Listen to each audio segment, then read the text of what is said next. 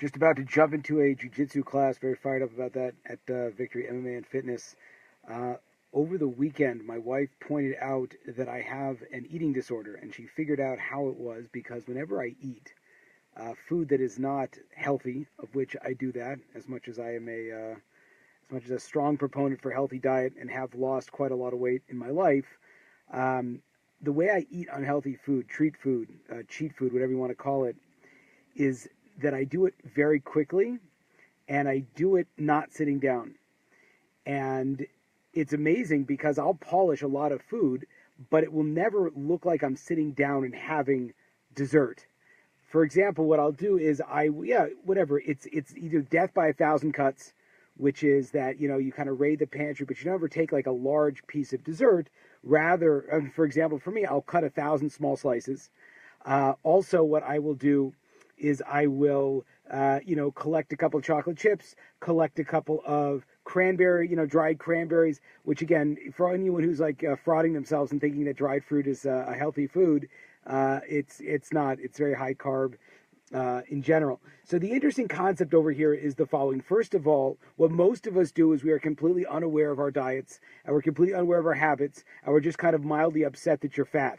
In fact, I would say if I was trying to write a successful piece of sales copy, are you feeling uncomfortable with how you look today, right? And most of us are. And most of us don't feel proud of how we look, and most of us aren't spending time in and what we do is we have this pain, but we don't really ever address it. I'm in a little bit of a different situation because for me, health and fitness is something that I'm talking about and something that I'm very much in for my whatever spotlight I might be in. That's kind of what I'm known for. So I'm always thinking about my diet. I'm always thinking about my weight and my health, and I'm very conscious about how I look. So therefore, and as a result, again, the interesting thing about being overweight or having health struggles is it's not like you ever get better. It's not like you're ever like healed. It's like, okay, cool, I lost weight, now I'm good again. I had a cold and now I'm feeling better. No.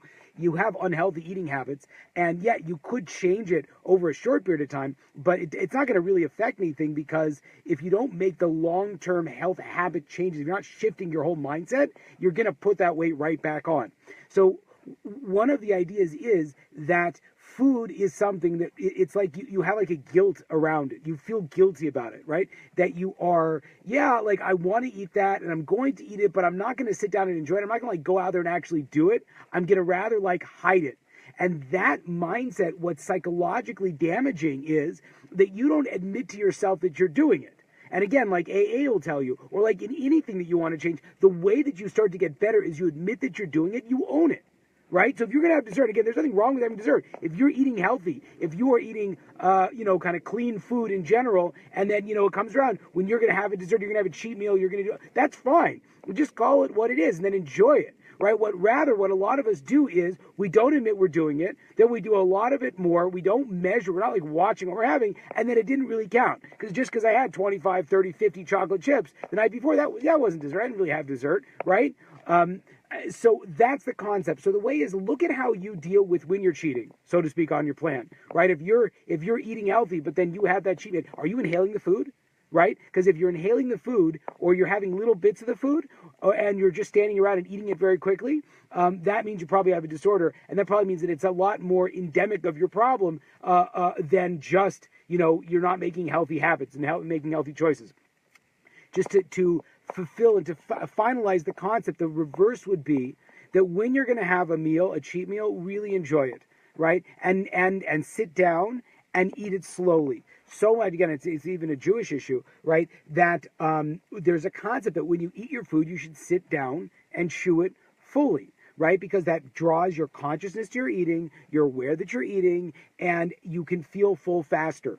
Right? And the flip side is, and again, we might do that for our healthy meals, but the unhealthy meals, it's like we don't want to like live through the psychological guilt that comes when you're eating that big piece of cheesecake or that small piece of cheesecake or that multiple small pieces of cheesecake, right? So the idea is if you're going to eat the cheesecake, own that, sit down and eat the cheesecake. And then tell yourself, I just had dessert.